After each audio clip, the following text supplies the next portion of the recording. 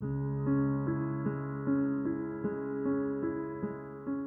friends, Nerd Pediatrician here. Let's talk about diaper rash today. Look, diaper rashes are common. If you have a baby, they're going to get a diaper rash at some point. Most of these are caused by very common things, which means that they can be safely treated at home. However, there are a few exceptions, which we'll get into a little bit later. Disclaimer first, this information is being presented for informational purposes. It is not intended to treat or diagnose your sick child. As always, if you have any questions, please reach out to your child's pediatrician. Let's jump right into it and talk about the most common types of diaper rashes that you might see in your own child, starting with irritant rashes, which are the most common of the most common. As the name implies, this is due to irritation of the skin. Areas of the skin covered by the diaper will get pink and red and irritated. Most babies have chunky thighs, so the skin folds in the groin and thigh are usually protected from irritants like pee and poo, so these areas are typically spared from the rash. Urine and stool are the most common irritants, and, well, they're there pretty much all the time. The skin functions as a barrier. When it's exposed to moisture, the integrity of that barrier can break down, causing a diaper rash. Certain things can predispose to an irritant type diaper rash, including diarrhea, increased frequency of poop, and watery poop can cause more irritation. So if your child has the runs, best be on your diaper game. Also, teething. When a baby teeths, the body naturally produces more saliva to function as a lubricant on the gums. Swallowing more saliva than normal can upset the delicate balance of the digestive tract and make the stools more acidic, thus more irritating to the skin. Another time that we frequently see diaper rash is at the time of introduction of solids or introduction of new foods. These new foods can change the composition of the stool and again cause increased irritation on the skin. We may see other causes of irritant diaper rash,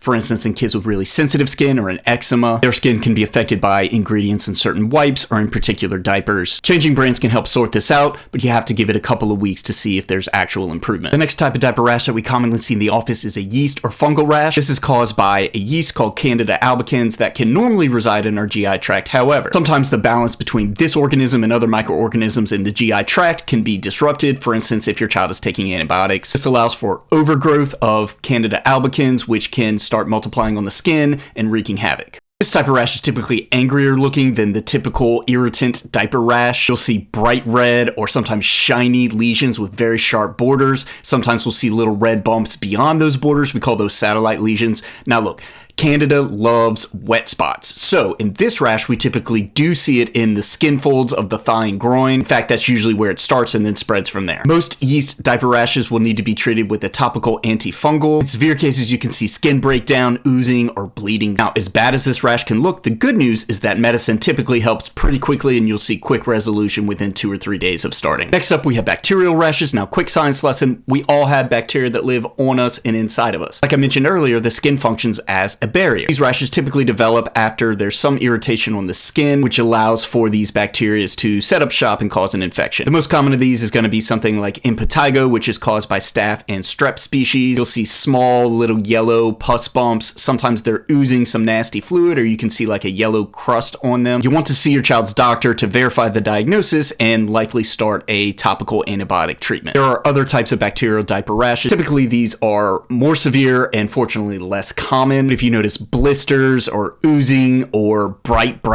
flat red skin, that's the time to see the doctor. Of course, there are other types of diaper rashes because otherwise medicine would be simple, but the ones I reviewed are going to be the most common. Always, if you have questions, ask your pediatrician. Okay, let's talk about care at home. The first rule in prevention and treatment is to get off a soiled diaper right away. Once your baby has an established diaper rash, you really want to avoid any kind of diaper wipe. Even the ones labeled for sensitive skin can definitely irritate the skin more and just prolong the misery. Instead, wet a soft towel with warm water and gently clean your baby's skin. Now, the next part is possibly the most important part. Before you put the diaper back on, before you put on any kind of barrier cream, let the skin dry completely. Shout out to all the NICU nurses out there who taught me this when I was a young and dumb father. Leave the diaper off for a while and let that skin air dry. In fact, the longer that you can leave them without a diaper, the quicker their skin is going to heal. Now, look, I know, I get it, but put the kid on a blanket. It's just baby pee and poo. Clean up the spillage later on. All right, next step is to use a barrier cream. All these products are pretty much the same. They all contain zinc oxide, so just pick one and go with it. You want to use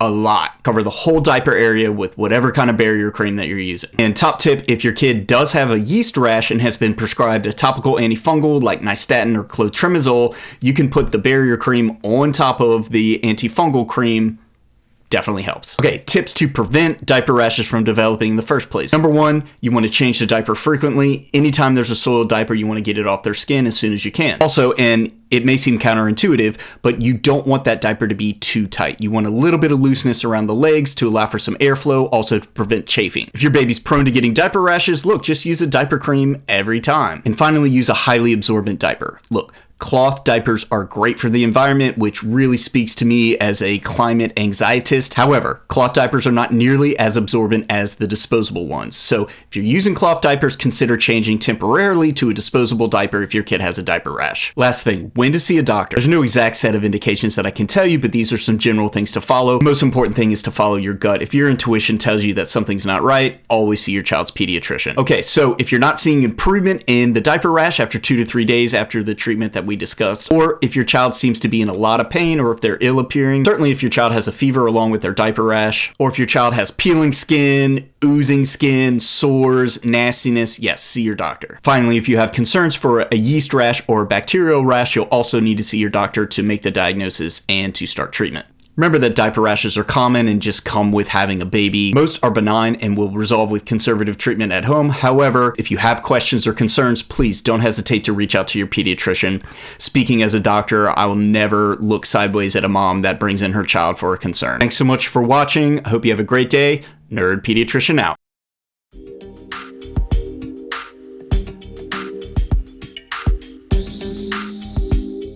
Now.